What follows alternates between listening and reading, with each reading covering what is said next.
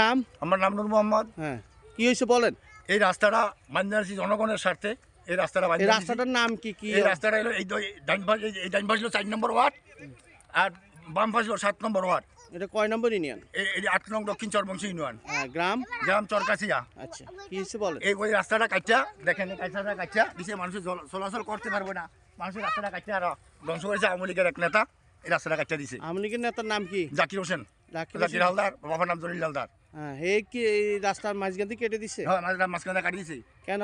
কাটিয়া দিছে, তাদের ক্ষমতা আছে তাই কাটিয়া দিছে। এই এই রাস্তাটা করছে কে? এই রাস্তাটা করছি আমি, জনগণ লিয়া রাস্তাটা বানছি। আপনার নাম কি? আমার নাম নূর মোহাম্মদ।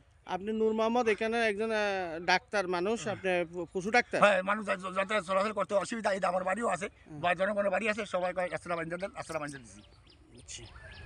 প্রিয় দর্শক, আপনারা দেখতে পাচ্ছেন এটি 8 নং দক্ষিণ চরবংশী ইউনিয়নের পানিরঘাট এলাকা, 4 নং এবং 7 নং ওয়ার্ড এই সংযোগস্থল। এই সড়ক দিয়ে এলাকাবাসী একটি সড়ক নির্মাণ করে কাটা মাটি দিয়ে।